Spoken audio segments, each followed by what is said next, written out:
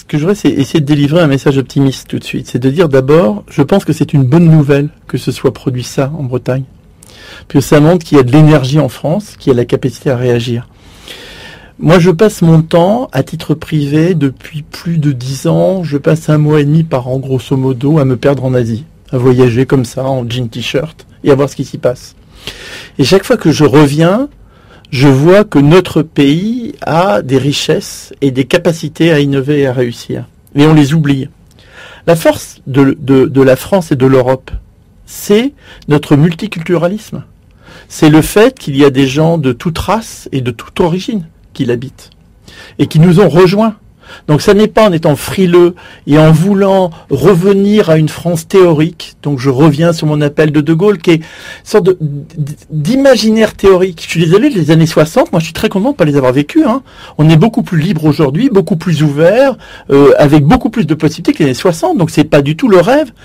Qu'est-ce que c'était que cette vie? Quand vous nous parlez du multiculturalisme, c'est quoi? C'est la Bretagne, les Basques, les Corses? Non. Ce que je veux dire, c'est que vous prenez n'importe quelle ville maintenant en France, vous croisez des gens qui viennent de tous les continents, qui viennent des continents africains, nord-africains, de l'Afrique noire, qui viennent de l'Amérique du Sud, qui viennent de pays nombreux d'Asie.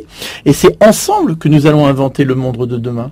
Et il y a une énergie extrêmement importante. Et deuxième point, nous avons l'argent pour ça. Nous avons l'argent pour ça. Mais la question, c'est, arrêtons, par exemple... est-il vraiment aussi nécessaire de refaire sans arrêt les façades des monuments historiques? Votre optimisme, ça c'est Malraux. Votre optimisme, c'est pour certains, c'est un pessimisme.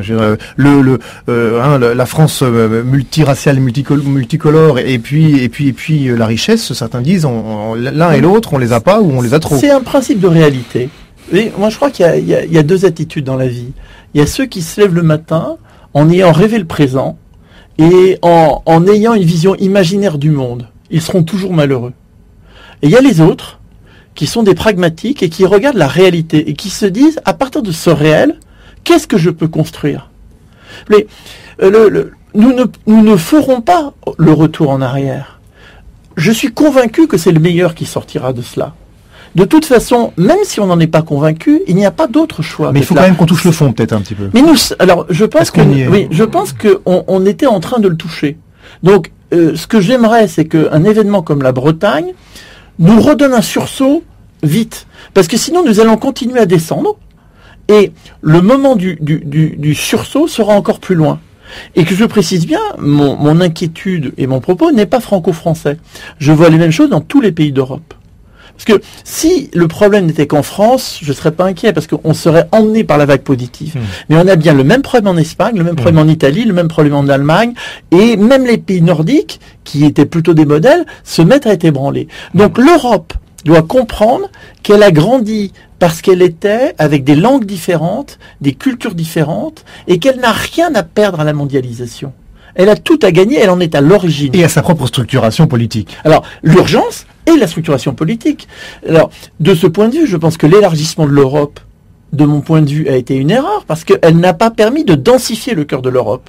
Donc le défi, c'est d'avoir 4, 5, 6 pays européens qui se densifient, sans bien sûr quitter la culture européenne. Nous pouvons parfaitement avoir un rapprochement de 4, 5 pays européens, tout en restant membres de la nouvelle gouvernance entre eux, qui créent une gouvernance démocratique avec un président commun et économique, et qui à ce moment-là emporteront le système.